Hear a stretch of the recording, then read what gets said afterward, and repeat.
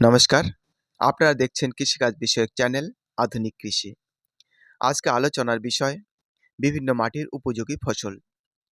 আমরা এই ভিডিওতে আলোচনা করব কোন প্রকার মাটিতে কি ধরনের ফসল ভালো ফলানো যায়। আশা করি ভিডিওটির গুরুত্ব আপনারা বুঝতে পারছেন, তাই শেষ পর্যন্ত সঙ্গে থেকে সহযোগিতা করবেন। আমি এর আগের ভিডিওতে মাটির শ্রেণী বিভাগ নিয়ে আলোচনা করেছি। যারা এখনও দেখার সুযোগ পাননি, সময় করে দেখে নেবেন। আমরা জানি পৃথিবীর সব জায়গায় সব ধরনের গাছ জন্মায় না। তার কারণ পৃথিবীর সব জায়গার মাটির প্রকৃতি এক নয়। একটি গাছ বা ফসলের জন্য যে ধরনের খাদ্য প্রয়োজন, সেই ধরনের খাদ্য উপাদান যে মাটিতে আছে, সেই মাটিতে তা ভালো জন্মাবে। যেমন সমুদ্র তীরের বালু মাটিতে গাছের প্রয়োজনীয় খাদ্য উপাদান থাকে না বললেই চলে। তাই সেখানে ধান, পাট, শাকসবজি কোনো কিছুই জন্মানো সম্ভব নয়।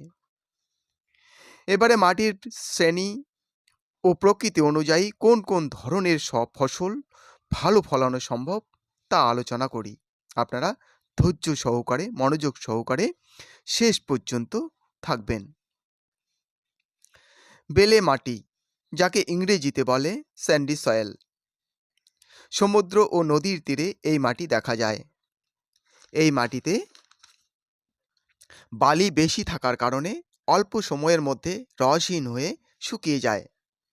গাছের খাদ্য উপাদান খুব কম থাকে, তাছাড়া এতে আঠা থাকে না, তাই গাছের মূল অবলম্বন পায় না। তাই বেলে মাটি চাষের যোগ্য মাটি নয়, উপযুক্ত নয়।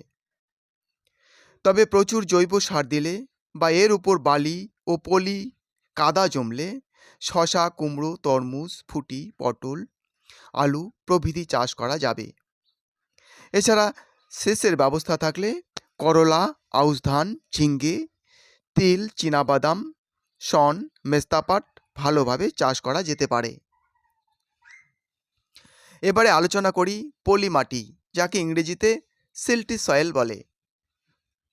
নদী বিধৌত স্থানে তলানি পড়ে পলি মাটির উৎপত্তি হয়, এটা আমরা সকলেই জানি। পশ্চিমবঙ্গ ও আসামের প্রায় সমস্ত অঞ্চল গঙ্গা, ব্রহ্মপুত্র, রূপনারায়ণ, কংসাবতী, শিলাবতী, দামোদর প্রভৃতি নদ নদী এবং এদের ছোট বড় শাখা নদী ও উপনদী বাহিত অঞ্চল পলি দিয়ে গঠিত। পলি মাটি খুব উর্বর, এটাও আমরা সকলে জানি। তাই সব ধরনের ফসল লাভজনকভাবে চাষ করা যায়। তবে ধান, পাট, আলু, আখ, গম, ফুলকপি, বাঁধাকপি, ওলকপি, ঝিঙ্গে, শসা, কুমড়ো, করলা, তিল, সরিষা, বরবটি, ছোলা, মটর, ভুট্টা প্রভৃতি ফসল বেশি ভালো হয়। এবারে আলোচনা করব কাদা বা এঁটেল মাটি, যাকে ইংরেজিতে বলে ক্লে সয়েল। এই মাটিতে কাদা থাকে বেশি, তাই ভিজলে বেশ নরম হয় এবং শুকলে খুব শক্ত হয়ে যায়। এই মাটি দীর্ঘদিন জল ধরে রাখতে পারে, তবে শুকিয়ে গেলে এত শক্ত হয় যে বৃষ্টি বা সেচের জল ভিতরে প্রবেশ করতে পারে না, তাই মাটির উপর জল জমে থাকে। মাটি খুব শক্ত হয়, তাই শিকড়ের বৃদ্ধি ভালো হয় না। এই মাটি শুকিয়ে গেলে মাটি ফেটে যায়, শিকড় ছিঁড়ে যায়। ধান, পাট, আখ, পটল, লঙ্কা, বেগুন প্রভৃতি ফসলের চাষ ভালো হয়। সার প্রয়োগ করে এই মাটির উর্বরতা অনেকখানি বাড়ানো যায়।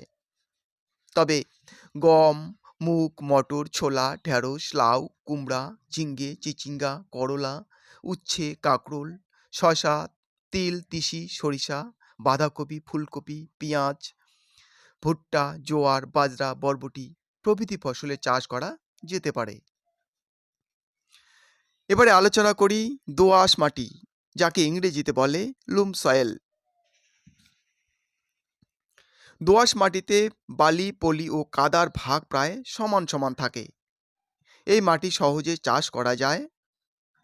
এই মাটির ভেতর অনেক দিন রস থাকে।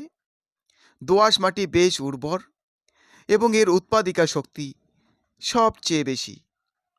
দোআঁশ মাটিতে আলু, ফুলকপি, বাঁধাকপি, ধান, লাউ, পাট, আখ, সকল প্রকার সবজি শাকসবজি, মূলা, শালগম, গাজর, ডাল শস্য, ভুট্টা, জোয়ার, বাজরা, তামাক, সরিষা, তিল, তিসি, সূর্যমুখী, কার্পাস, পান, আদা, হলুদ, ওল, মানকচু, রাঙ্গা আলু, শাকালু, মেস্তা প্রভৃতি চাষ লাভজনকভাবে করা যায়।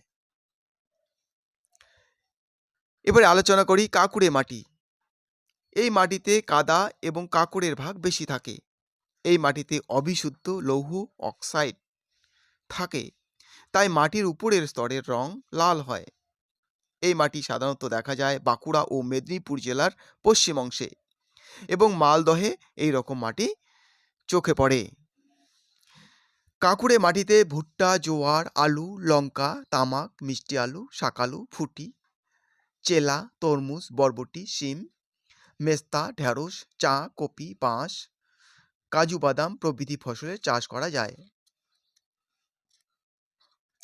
এবারে আলোচনা করি বোদ বা পিট মাটি। এই মাটিতে প্রচুর পরিমাণে জৈব পদার্থ থাকে, তাই ইহা খুব উর্বর। এতে লাউ, কুমড়া, করলা, ঝিঙ্গে, উচ্ছে, শসা, বেগুন, ঢেঁড়স, শিম, বিভিন্ন রকমের শাকসবজি ইত্যাদি জন্মানো যায়। শুভ মহালয়ার আগাম শুভেচ্ছা জানিয়ে আজকের জন্য বিদায় নিচ্ছি। সকলে সুস্থ থাকবেন, সবল থাকবেন। নমস্কার, ধন্যবাদ, শুভরাত্রি।